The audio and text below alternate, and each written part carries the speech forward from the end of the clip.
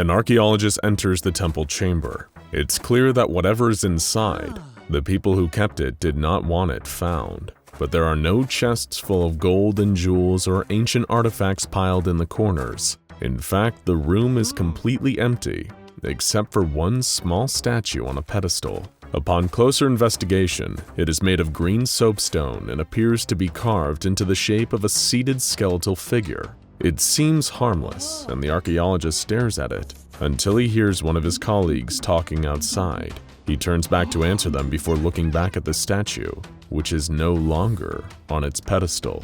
The archaeologist panics and calls for someone else to come check this out, but he only manages to get a few words out about the statue's mysterious absence before he starts feeling an odd tightness in his chest. He tries to head for the door, but everything starts going dark.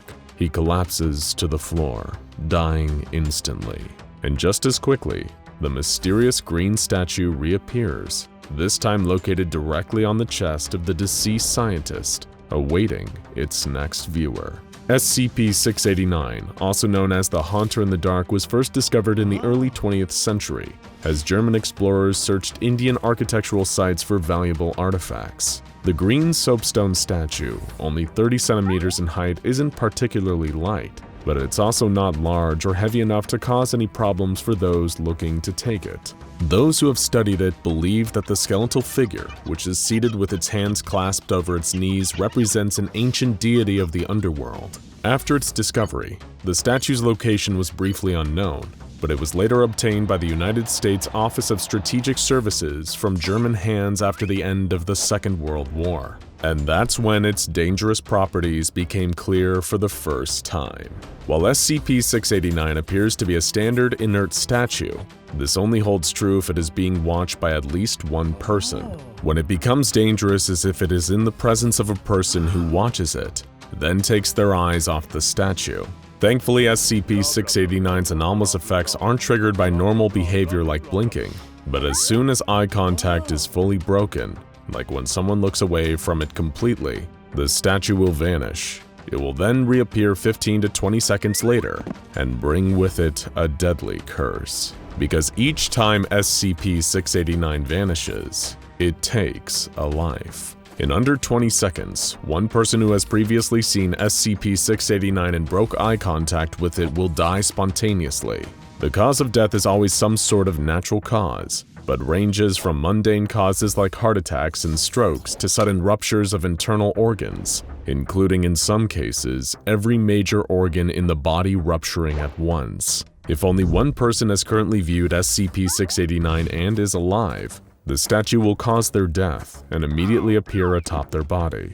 But when there is more than one possible target, the statue becomes far more dangerous. This effect only works on humans, but anyone who has ever viewed the statue is vulnerable. It's as if it keeps a list of everyone who has ever seen it and broken eye contact. And when it has that chance, it starts picking people off that list. And it doesn't matter where in the world they are located. The statue has been shown to be able to teleport long distances and appear on the body of someone who might have viewed it years ago. There seems to be no way to predict in what order the statue will claim its victim. However, a disturbing pattern of who the Haunter in the Dark decides is next has emerged. When the statue has choices available to it, it seems to often target a victim who is in a large crowd. That means that in an instant, hundreds of people could see the statue and become future targets. As if every time an eye is taken off the statue, it could teleport and claim another life. This raises the possibility of a horrific chain effect scenario, where the statue could teleport endlessly and rack up a massive body count in mere minutes. Which is why the Foundation has become determined that it never be seen again. The cell holding SCP-689 is one of the most secure in the entire SCP Foundation, because unlike other Keter Class objects, it gives very little warning.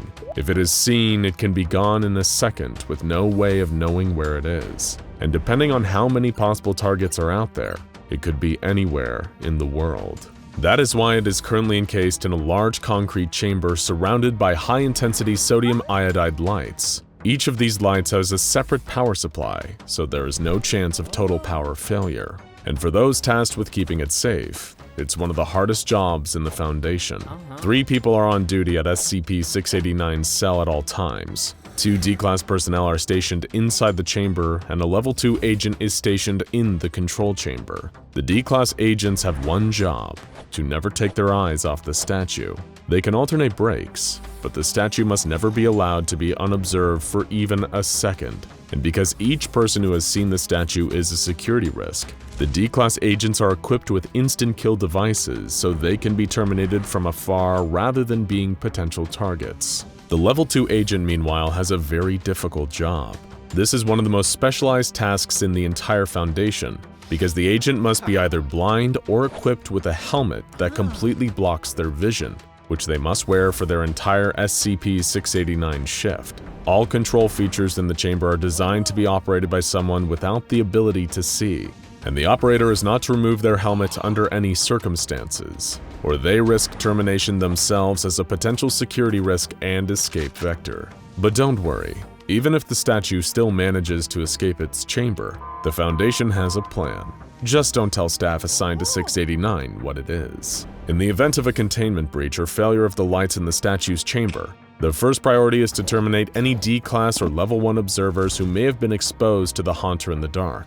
This is to reduce potential targets, and while higher-level staff will be retained in most cases, this only goes for the first containment failure. The Foundation will then deploy a retrieval team of blind agents or those wearing vision-blocking headsets. Equipped with echolocation tech, they'll partner with D-Class observers to track down everyone who is known to have viewed the statue. The statue will invariably appear and lead to the death of one of these people, so knowledge of these potential targets is key to containment. Then comes the challenge of returning it to containment. As soon as the statue is located, a perimeter is established with coverings put up to avoid any outside viewers catching a glimpse of it. The D-Class observers enter the perimeter and are transported back to the facility together to ensure it never falls out of sight until it is safely back in its chamber and its containment protocols are put back in place. But what is actually known about this deadly statue? Because of how dangerous and fast-moving the statue is, any attempts to study its properties must be approved by the presiding scientist and are carefully scrutinized. The curiosity to figure out its mysteries is always tempered by the fact that any scientist interested may be subject to summary termination should it breach containment again. Its origins are unknown, but it is thought to be at least several centuries old, and its form is believed to be based on a god of the underworld. This would explain its one function, ensuring people make a swift visit to the afterlife. It does not seem to have any direct hostility towards humans or SCP personnel, and has not given any indication that it is sapient or intelligent, but it does seem to want to spread as quickly as possible, and it may be able to sense where its best targets with the greatest potential to spread are located.